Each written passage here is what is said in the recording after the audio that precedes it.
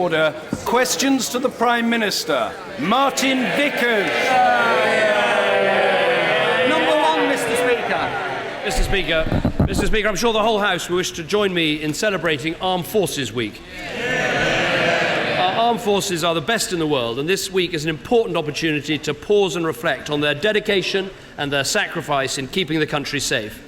Mr. Speaker, this morning I had meetings with ministerial colleagues and others, and in addition to my duties in this House, I shall have further such meetings later today. Martin Vickers. I too welcome the Prime Minister's comments about Armed Forces Weekend, and there is a major event in my constituency to mark the occasion. Mr. Speaker, I thank the my right honourable friend for agreeing to meet with me and the honourable lady from Great Grimsby following the announcement yesterday of significant job losses by Young Seafoods in the area. Indeed, they are the largest employer. It's particularly disappointing after a run of good news. Much investment has been attracted with the help of the Regional Growth Fund. Could my right honourable friend assure me that perhaps additional help and support may be given to the area through the RGF, and it's important to retain Young's presence in the area? Well, first of all, I'm happy to meet with my honourable friend, and as he says, the recent reports surrounding Young's are concerning, and I know this will be a difficult time for employees and their families. The company will be talking to employees, and the government stands ready to assist in any way that it can. He's right, the broader picture is more positive. We've got the Able UK Marine Energy Park creating up to 4,000 jobs, and also, of course, the Siemens investment nearby, which is a major investment for the region. We'll continue to provide support for the Regional Growth Fund. 49 awards have been made in Yorkshire and the Humber area. We'll keep up with that, and we'll keep up with the long-term economic plan, the growth and jobs we need. Harriet Harman. I join the Prime Minister in paying tribute to our armed services, including the reserves. We honour those who are serving today, and we remember the sacrifice of those who've served in the past. And let's never forget them when we think of the freedom and democracy that we have today. And I'd also like to pay tribute to the Families Federations, the Army Families Federation, the Navy Families Federation and the Air Force Families Federation. The great work they do supporting service families contributes so much to the strength of our services. Mr. Speaker, we've all seen the chaotic scenes at Calais, where British travellers and lorry drivers are facing harassment and intimidation as 3,000 migrants try to get illegally into the UK. The French should be assessing them as soon as they get to Calais to decide whether they're genuine refugees or whether they're migrant workers who should be removed. How confident is the Prime Minister that the French are going to start taking effective action? What's he doing to put pressure on them? And will he be raising it at the EU Council this weekend? Prime Minister. Well, first of all, can I thank the right honourable lady for what she says about Forces families? She's absolutely right. And this Saturday, when many of us will be attending Armed Forces Days celebrations and commemorations, it's a moment to talk to those families and thank them for what they do when they're missing their loved ones. She quite rightly asked about Calais. It is totally unacceptable scenes that we've all been witnessing for the last day. Of course, there was a key role played in this by the strike that took place in France. She asked specifically about what should be done, and let me answer very clearly. Of course, we want to see migrants better documented and fingerprinted, but frankly, a lot of that needs to happen in Italy, where they land, rather than in France. The three things we must act on is, first of all, better security at Calais, working with the French. We've already invested £12 million. I'm happy for us to do more if that is necessary. We've got to work with European partners to stop this problem at source, to break the link between getting in a boat and getting settlement in Europe. And thirdly, we've got to do more to make sure that Britain is a less easy place for illegal migrants to come to and work in, and that's what our immigration bill is all about. Harriet Harman. He's right that this problem is the responsibility of the Italian authorities and the French authorities, but as he acknowledged, is also an issue about the security of our border at Calais. Can he say a bit more about what steps he's taken to strengthen security at the UK border in Calais? Prime Minister. Well, the Honourable Lady is absolutely right. The juxtaposed border controls on the French side are a good thing for our country, and we should be prepared to invest in them. That's what the £12 million has been about. But in talks with the Home Secretary this morning, we've been looking at whether we can put more personnel and indeed sniffer dog teams on that side of the channel to make a difference. And there's also more work being done in terms of installing fencing, not just around the port at Calais, but also around the Eurostar and Eurotunnel entrance. All these things can make a difference, and we should work with the French very closely. There's no point either side trying to point the finger of blame at each other. This is a strong partnership that we have in place, and we should keep it that way. Harriet Harman. I thank the Prime Minister for that answer, and really efforts on all sides will need to be stepped up. Turning to another issue. The Prime Minister said in his speech on Monday, there's nothing progressive about robbing from our children.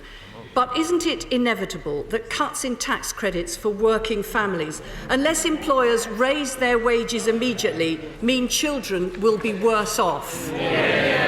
Well, first of all, what I said in my speech about robbing from our children was the importance of getting our deficit down and not asking them to pay debts that we weren't prepared to deal with ourselves. Now, what we need to do is make sure we go on with a plan that's seeing 2.2 million more people in work. And crucially for children, compared with when I became Prime Minister, there are 390,000 fewer children in households where no one works. My programme for tackling poverty is to get more people in work, get them better paid, and cut their taxes. Harriet Harman. Well, I'm asking about robbing from children who are in families who are facing tax credit cuts. The IFS have said that cutting £5 billion from tax credits would mean working families losing, on average, £1,400 a year. Now, I know he doesn't have to budget, but many families do. Well, it's the truth. It's the truth. No, it's the truth.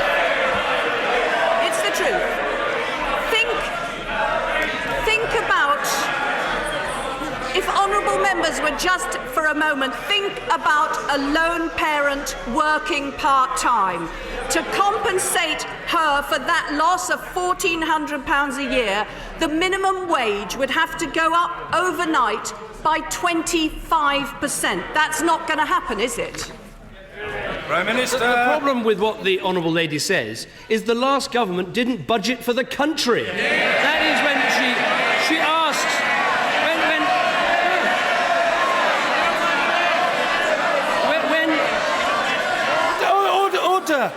Order. I'm very worried about the health of the honourable member.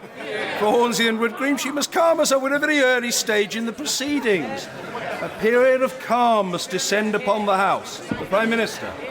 Because the last government didn't budget for the country, as a result, the whole country was plunged into poverty, which is what we've been dealing with. Now, let me explain what we're going to do. For those who are out of work, we want to get them a job and a well-paid job. That's the best route out of poverty. For those in work, we want to see higher rates of pay, lower taxes. Our programme is simple. Let's have an economy with higher pay, lower taxes and lower welfare. What she seems to want is the current failure of low pay, high taxes and high welfare. That's what we need to move on from. But you see, Mr. Speaker, you don't get higher pay by cutting tax credits. He seems to be saying that low-income families won't lose out because somehow on the day that he cuts tax credits, every employer in the country will rush to immediately put up pay. To compensate for the loss of tax credits, that would mean employers putting up pay overnight by twice what the OBR has said they're going to do over a full year. That's not going to happen, is it? We are seeing rates of pay in our economy go up because we've got a strong and successful economy because of the decisions that we took. But what the Honourable Lady doesn't seem to understand is if you don't get people back to work and reduce welfare, you're going to have to make deep cuts in the NHS, which we don't want to see, or you're going to have to put up taxes, which we don't want to see. Now look, if the Labour Party wants to spend this 5 years arguing against any change in the welfare system, I say let them. You'll end up with the same result. Harriet Harman! What he doesn't seem to understand is that these are people who are in work, who are going out to work, providing for themselves and their children. The truth is, the Prime Minister is going to cut tax credits. He's not going to make up for that loss by putting up the minimum wage overnight. Employers are not going to make up for that loss either. So millions of families with children are going to be worse off. He says he's tackling low pay. He's not. He's attacking the low paid. So much for the party of working people. The party of working people is the party that's got 2 million more people into work. That's got almost 400,000 children in households where people are working. That is why you can see a party that believes in work against a party which, according to one of the leadership contenders, is now the anti-worker party. That is what the Honourable Member for Pontefract and Castleford said. But I would say to the Honourable Lady, in the week when Greece teeters on the brink, we should learn the lessons of what happens when debts spiral and you lose control of your economy. Labour is stuck with the same answer: more borrowing, more welfare, more debt. It's the same old Labour, and it'll lead to the same old failure.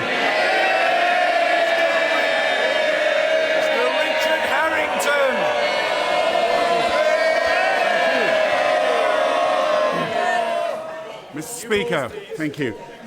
Would the Prime Minister agree that one of the best ways of tackling the cycle of child poverty is, in fact, to ensure that we deal with persistent educational underachievement, to ensure that children get the best start in life, particularly in schools, universities, and just as importantly in vocational education? My honourable friend is absolutely right. If we really want to tackle the deep and entrenched poverty we have in our country, we need to go after the causes of poverty. The causes of poverty are sink schools, high unemployment, debt, addiction and family breakdown. Those are the things that can make a difference. I was at a school this week on the outskirts of Runcorn with 65% free school meals, and yet that school was able to achieve almost 2/3 5 good A to C's at GCSE. Now that's a better record, frankly, than many schools in leafy, well-off constituencies, so it can be done. So let's go after the causes of poverty, and then we can really lift people out of that entrenched poverty. Angus Robertson! No, just put it down. Speaker, we join the tributes to the armed forces, to all those people who have been organising and will be attending Armed Force Day events across the UK. Mr. Speaker, the Prime Minister and other UK party leaders made a promise. They made a vow that more powers will be delivered to the Scottish Parliament.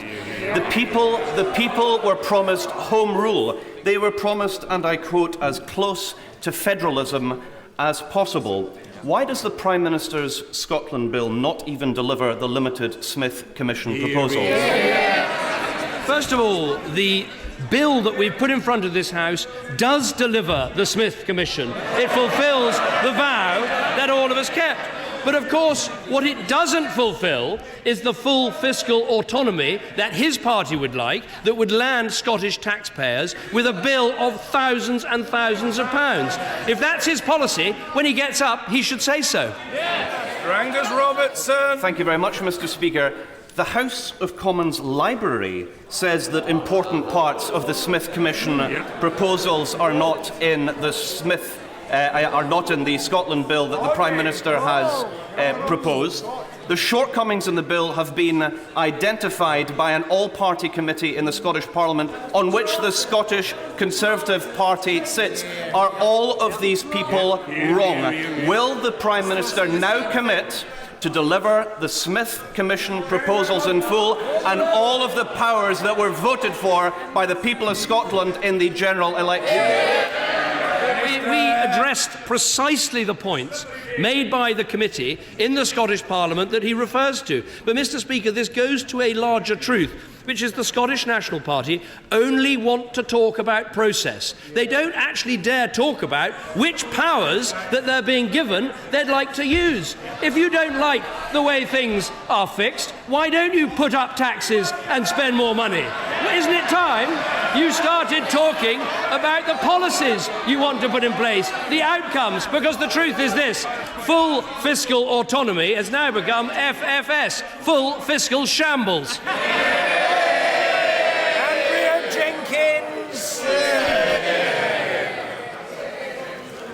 Would the Prime Minister investigate why some Labour-controlled councils, including Leeds, are ramping up their charges to schools wishing to become academies? A good example of this is Woodkirk Academy in Morley and Atwood. Well, I'm delighted that Woodkirk Academy and its feeder primary schools have applied to set up a multi-academy trust. It often really works if you have secondary schools working with primary schools to improve the results in those primary schools. I am also convinced, when you look at the figures, that converter academies are performing better than the local authority main schools. That's why the change is so necessary. So I would say to the Labour Party, don't stand in the way of this change. Help bring these academies about. Jonathan Edwards. Sunday Times reported over the weekend that the Department for Transport is planning to scale back an AXE rail electrification project. Can the Prime Minister inform the House and the people of Wales whether it continues to be the policy of his government to complete the electrification of the Great Western Line to Swansea by 2018 and part-fund the Valley lines? Great question, Prime Minister. I can tell him we're absolutely committed to electrifying the Great Western Main Line to Cardiff through to Swansea. We're also contributing £125 million to the cost of the wider Valley Line's electrification. It's vital that this work goes ahead. We do need to make sure that Network Rail gets its costs under control and has strong leadership in place, and we'll make sure those things happen. In Holland Rake. Thank you, Mr. Speaker. Unemployment is down 61% in Thirsk and Malton since 2000. A strong endorsement of this government's policy to make work pay, and also to the hard work and investment of business people in my constituency. What further support will the Prime Minister offer to help with much needed investment in the A64, superfast broadband and mobile phone coverage, all of which would further help job creation in my area? First of all, let me welcome my honourable friend to this place and the work I know he'll do on behalf of his constituents. And he's absolutely right. In rural areas like the one that he represents, better transport, better broadband and filling in the not spots on the mobile phone network are absolutely vital. The mobile infrastructure project is providing more homes and businesses with mobile coverage, but we do need to make sure we build the masts that go ahead. I'm pleased to say that the A64 is part of our £3 billion investment in roads in the North East and Yorkshire. And as for broadband, I think we've got 130,000 homes and businesses getting access in North Yorkshire, but there's more to be done. Theresa Pearce. Damage in the womb by sodium valproate, a drug prescribed for epilepsy. Although GPs are now more aware of the risks, the National Archives show the risks were well known by drug companies and government as far back as 1973, yet mothers were kept in the dark. Will the Prime Minister urge his Health Secretary to meet with me and the delegation of mothers who are affected by this issue to discuss their case? Prime Minister. Well, first of all, can I thank the Honourable Lady for raising this case. I'm not aware of the specific drug that she mentions, but I'll look at it very closely as someone who had a son who had very severe epilepsy and know how little we really know about many of these drugs. I'll certainly fix the meeting between her and the Health Secretary so they can make progress on this issue. Mr. William Bragg. Does my right honourable friend agree that a northern powerhouse requires proper transport infrastructure? Can the Prime Minister update me on my campaign to get the A6 Hazel Grove bypass to reduce congestion and increase growth in my constituency? My honourable friend is absolutely right, which is why we're increasing transport levels in the northwest. We're investing £4.3 billion on the strategic road network. The A6 to Manchester Airport Relief Road, as he knows, is going ahead. And I'm pleased to confirm that we provided Greater Manchester Combined Authority with £350,000 to fund a feasibility study for the next stage of the bypass route around Stockport and Hazel Grove that my honourable friend refers to. I do understand that if this could go ahead, it would really make a lot of difference in terms of relieving congestion. Mr. Ben Bradshaw. With the death of yet another cyclist, again a young woman commuter beneath the wheels of a tipper truck, will the Prime Minister meet with a small delegation from the all-party parliamentary cycling group to discuss what more can be done to protect vulnerable road users, including the call by the acting leader of the Labour Party for a ban on these killer lorries in our towns and cities at peak times? I'm very happy to have that meeting. It does seem to me that although a lot has been done in London to try to make cycling safer and cycling safer on our roads with the cycling strategy, money is being invested, cycle lanes are being introduced, the number of fatalities is still very high and extremely depressing, young lives being snuffed out in this way. So I'm very happy to have that meeting and perhaps also keep in contact with the Mayor about this important issue. Rishi Sunak. Thank you, Mr. Speaker. As the Prime Minister mentioned, access to high-quality broadband is essential in today's digital economy. Can my right honourable friend tell us about his plans to get broadband to my rural constituents and those in rural areas across the country? Well, first of all, let me welcome my honourable friend to this place. He's got the job of following in the footsteps of William Hague, which a number of us have found very difficult in all sorts of different ways, but I'm sure he'll do it very well. The figures on superfast coverage are encouraging. We went from 45% in 2010 to over 80%, but obviously there's a real challenge getting to the remaining bits of the country, including the most rural areas, so that we have got this £8 million investment fund and we're piloting a number of solutions. One of these is run by Airwave and is testing new technology in the Upper Dales communities near my honourable friend's constituency. So he's on the cutting edge of this digital technology, and if it works, we can obviously boost it faster. Tasmina Ahmed Sheikh. Last week, this government sent out a message to the world that Scotland was closed for business when it comes to future investment in the renewable energy sector. Today, the core report on exports estimates that this government is set to miss its own target for exports by up to £300 billion. Could the Prime Minister confirm when he's going to stand up for the best interests of the Scottish economy? Well, first of all, if Scotland wasn't part of the United Kingdom, there wouldn't be this access to the UK energy market, but I suppose we can leave that on one side. What I'd say to the Honourable Lady is, first of all, we've got a huge increase in renewable energy right across the United Kingdom in recent years. What we've done is remove some of the subsidy from onshore wind, because we're going to reach 10% of our electricity generation from onshore wind, and so now it's right that it should be for local communities to make that decision. Interestingly, a position that before they got into government, the SNP agreed with. Very grateful, Mr. Speaker. Last year, the £75 million mis-selling of cashback warranties by Scottish Power, including to thousands of my constituents, was raised with the Prime Minister. A year later, very little has happened, with Scottish Power dodging their responsibilities to 625,000 people across the United Kingdom. In light of the most recent evidence, can my right honourable friend urge ministers and himself, ministers in the Department of Business, Innovation and Skills, to look again at this issue, to get people back the money that they're owed? No, my honourable friend is absolutely right to raise this issue. And I understand that it's the liquidation of the companies involved in the scheme that's still underway. And so as a result, the creditors of those companies have not yet received the reports from the liquidators to see if this money can be extracted. So I will, before the party opposite get too excited, most of this happened between 1997 and 2001. But I will... I have asked the Business Secretary to meet with my honourable friend to discuss his concerns directly. Alison McGovern. Go on, Ali. Mr. Speaker, the great Englishman John Donne said, "No man is an island entire of itself. Each is a part of the continent, a piece of the main." With reference to vulnerable child refugees, does the Prime Minister agree?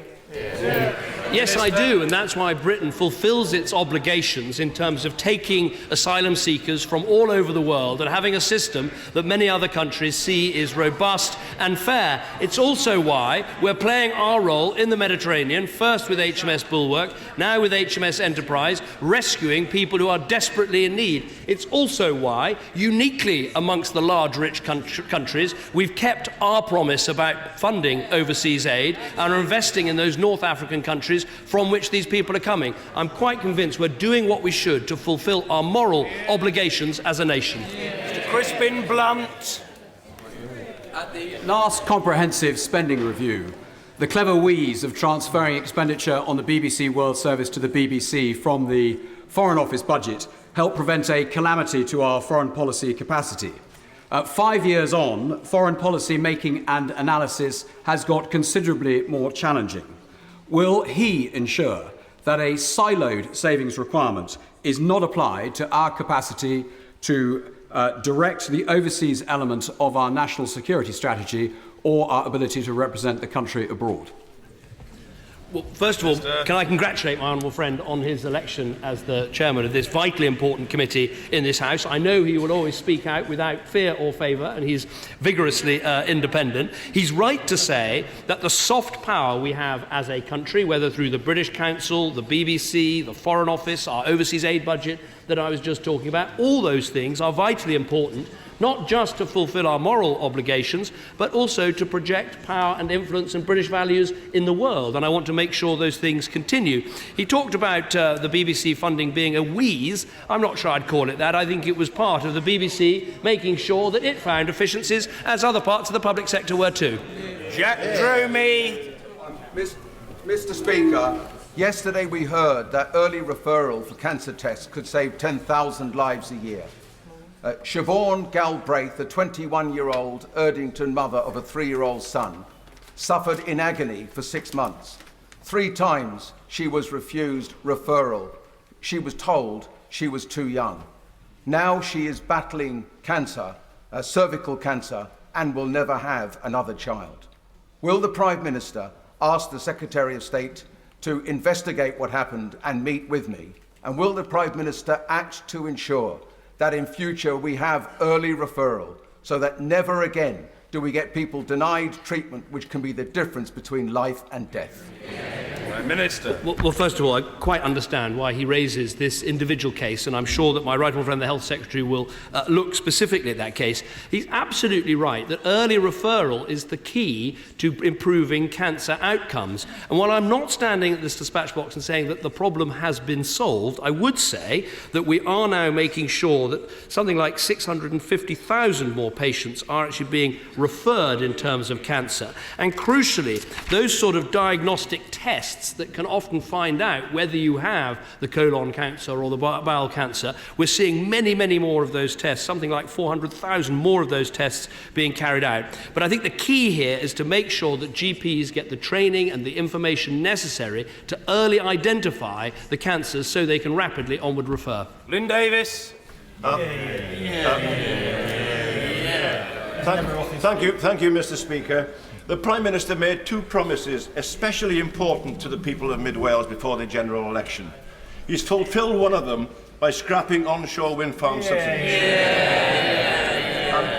And when he fulfills the other by visiting the Royal Welsh Show in 3 weeks' time, perhaps he will call in on Montgomeryshire to see the wonderful landscapes that will now not be desecrated. Well, let me say to my honourable friend, it was a privilege to keep the first promise to the people of Mid Wales in terms of wind farms, and it will be a pleasure to keep the second promise of coming with him to the Royal Welsh Show. Ruth Cadbury. Thank you, Mr. Speaker.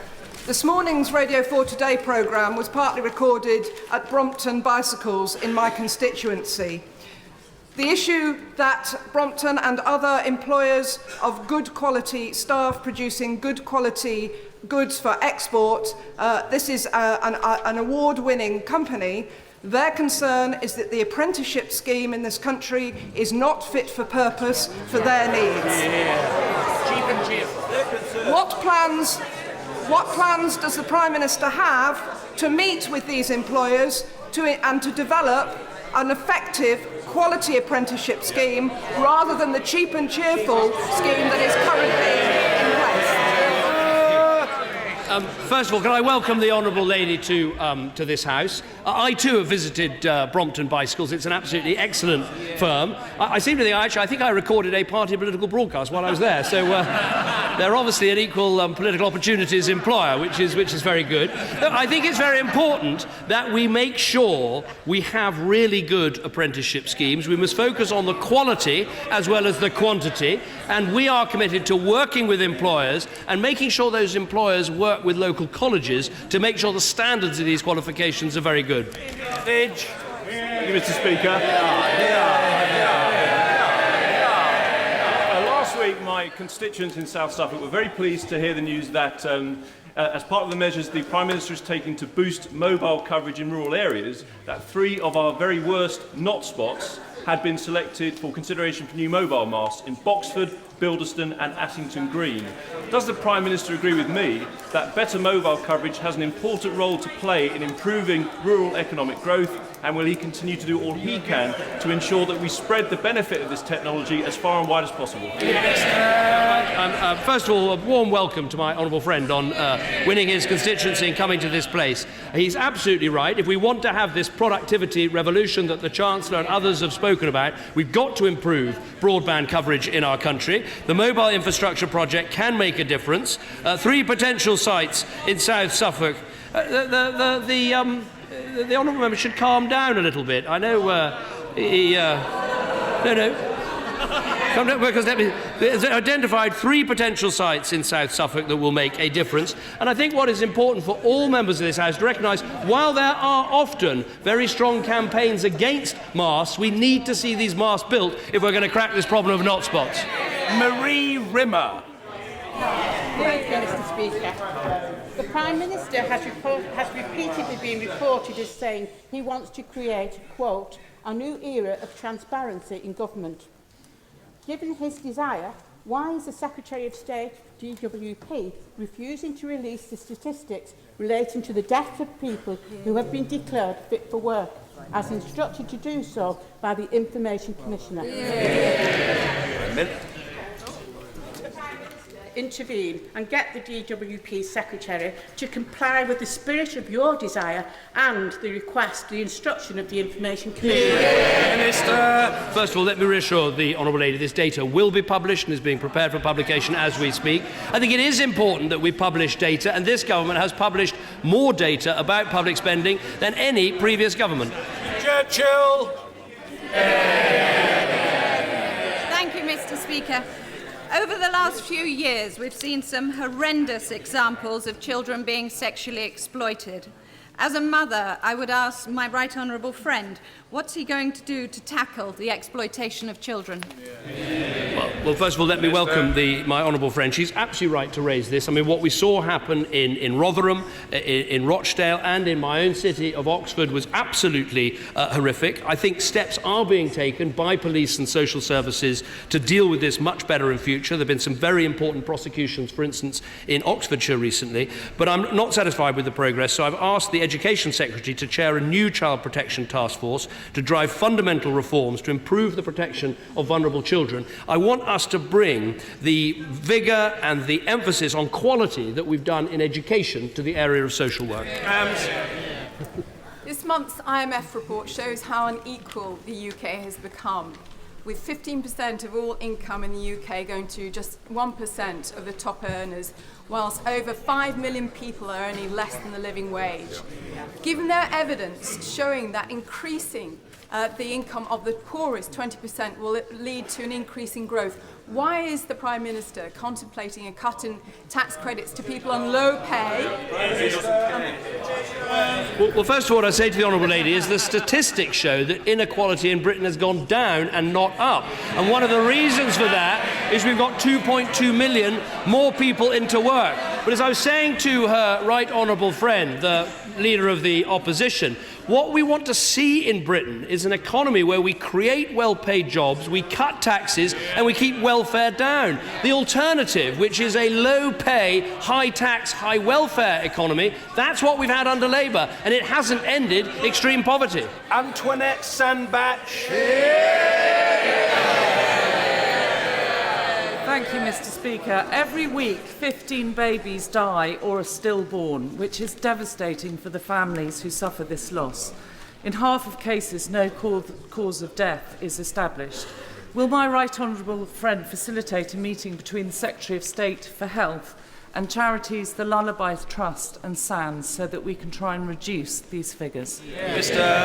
Well, first of all, can I welcome my honourable friend to this place? She served in the Welsh Assembly, and I know that she will serve her constituents and this place with great dedication and ability. And she proves that by raising such a difficult and heartbreaking case, because the death of every child is a tragedy, and no words can do justice to the loss felt by parents in these cases. We have made some steps forward with more midwives and, crucially, more health visitors that can make a lot of difference in the run-up to those vital days before birth. But I can tell her that NHS England is going to fund a project to develop a national child death review information system to try and drive more information. The Health Secretary is going to be keeping everyone informed on this, and I'm sure that he'll want to discuss this issue with her, given her knowledge of this area. Mr. Gordon Marsden. Mr. Speaker, can the Prime Minister tell us why he's promised local people the final say on onshore wind farms, but is denying local people in Blackpool and Lancashire the final say over local fracking applications?